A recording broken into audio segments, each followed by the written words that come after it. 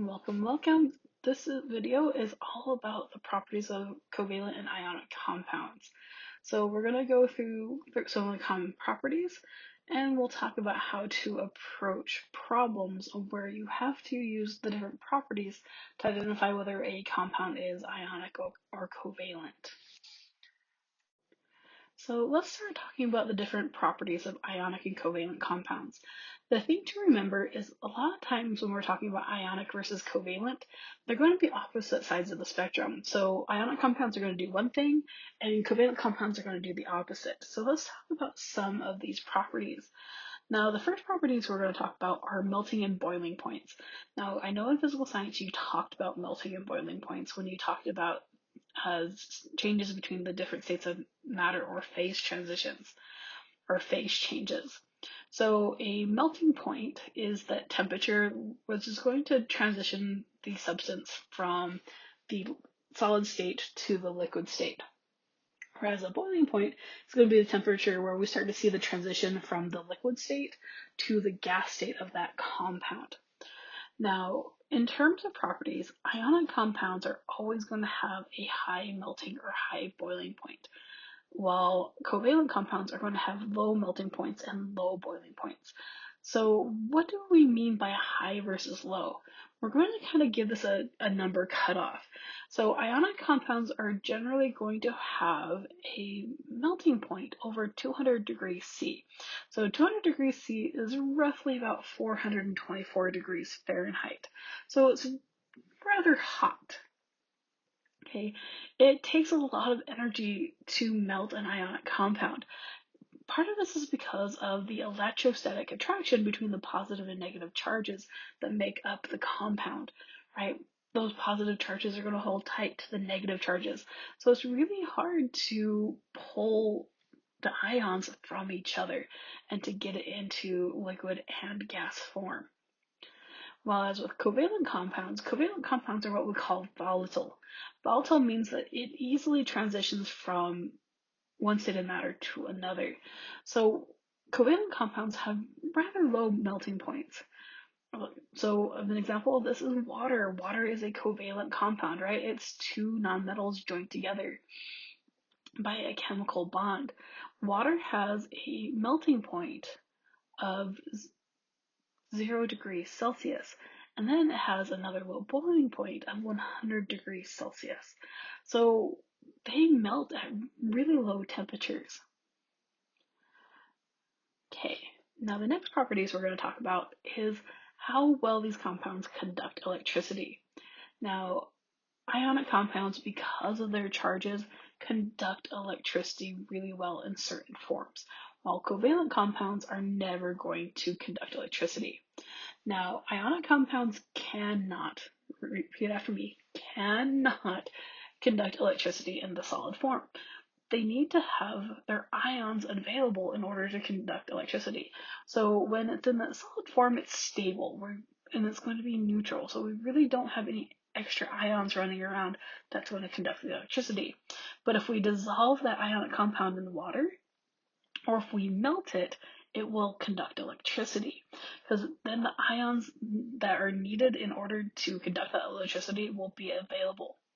Okay, so ionic compounds conduct electricity when they are dissolved in water. Okay, when they're aqueous, aqueous means dissolved in water, or when they're molten, or when they have transitioned from solid to liquid. Okay, so liquid ionic compounds are going to conduct electricity, but not as solids. Okay, solid ionic compounds never conduct electricity. Now, covalent compounds, on the other hand, almost never conduct. And there's a reason for this, right? Covalent compounds aren't made from ions. They're individual, discrete neutral molecules, which means that they can't conduct electricity. Now, there is an exception here. These are the acids. Acids are hydrogen bound to a polyatomic or hydrogen bound to a halogen. So something like HCl, which would be hydrochloric acid. Now, hydrogen, we've talked about, is weird, right? It shows up in group 1, even though it's a non-metal. And it all comes down to that one valence electron. That one valence electron is going to allow it to behave like a metal. So some acids can actually dissociate when dissolved in water, meaning that they form ions. And if they form ions, they can conduct electricity. Now, are they going to conduct electricity as good as ionic compounds? The answer is no, but they can weakly conduct. So that'd be our exception to the covalent compounds rule, never conducting. But for the most part, covalent compounds we can assume never conduct electricity. Okay, so the next property we're going to talk about when it comes to ionic and covalent compounds is how flammable are they? Do they burn? And the answer is, depends on the compound. The answer is ionic compounds rarely, if ever, burn. And part of this is because of their high melting and boiling points, right? Something doesn't burn if it takes a lot to even melt it. Now, covalent compounds, on the other hand, are going to burn more frequently than ionic compounds. Okay, now chemical compounds that contain carbon and hydrogen, which are both nonmetals, are going to burn more frequently. Okay, anything that contains carbon is what we call an organic molecule, right? We learned this in biology. Okay, now because a lot of covalent compounds are going to contain both carbon and hydrogen, they're going to burn more than an ionic compounds. Ionic compounds rarely, if ever, have carbon and hydrogen in them.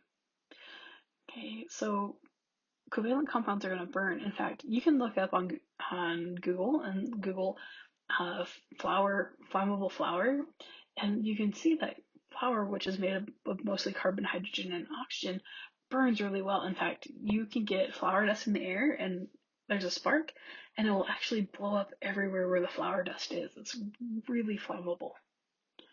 Okay, the next thing we're going to talk about is kind of like the texture of these compounds.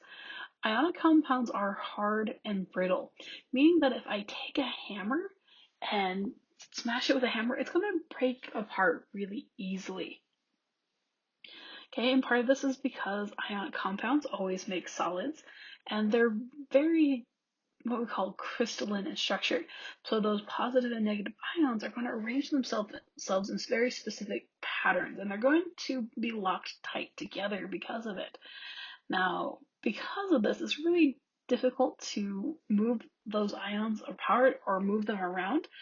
And because of that, when you hit an ionic compound with a hammer, it's going to actually shatter and break into pieces. Okay, covalent compounds, where they have a wide variety of states of matter that they're found in, they also have a wide variety of textures. Okay, the interactions in a covalent bond are not as strong as these positive and negative charge interactions we see between the ions in an ionic compound, which makes them softer and less brittle. So they have a lot of different types of textures because of this, which means that if we take a hammer and hit them, we're not going to see them powder and break like ionic compounds will. In fact, we'll rarely see a change in texture because of this, because they're not going to shatter as much as the ionic compounds. So we are here to the last two properties that we're going to talk about in this video. So we need to talk about what type of solids these compounds make. And this is going to tie into that last property about whether their texture is hard and brittle or if they have a wide variety of textures. And it all has to do with the fact that ionic compounds are made from ions. And so they have those positive and negative charges holding things together, while covalent compounds do not. So ionic compounds in the solid form crystals. Okay, crystals are repeating patterns. So when we make an ionic compound, our compound's going to be an arrangement of ions. So we're going to arrange the positive and negative charges in such a way that when we have multiple molecules making up our substance, it's going to repeat in a repeating pattern. And that repeating pattern is what's going to make a solid crystal. So we can look at these underneath the microscope and they'll look very crystalline in structure. Okay, so these regular patterns are really important. Now covalent compounds, because they are not arranged in a pattern like the ions in an ionic compound, we really rarely get crystalline structures. Now there's going to be some that look crystalline, like sugar underneath a microscope, but because we have all these different types of covalent compounds, like we can have more than one that are made from carbon and oxygen, so like carbon monoxide and carbon dioxide. Both of these are gases actually. Um, because we don't have these positive and negative charges, there's no need to stack the molecules on top of each other. And there's going to be no attraction or repulsion between them because they're all neutral.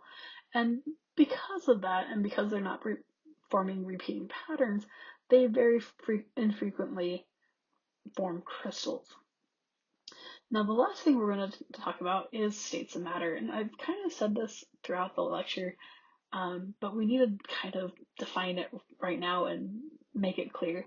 The state of matter a compound is in is a really good indicator of what kind of compound it is. Ionic compounds are always solid and crystalline in appearance, so we're always going to have solids as ionic compounds. Whereas with covalent compounds, they can be in any physical state. Like we have a few that are solids, we have some that are liquid, and we have some that are gases. It all just depends on the molecule and its melting and boiling points. But ionic compounds are always going to be solids because they have high melting and high boiling points. So we can use this to classify them even more. Okay, so those are the properties of ionic and covalent compounds I would like you to know.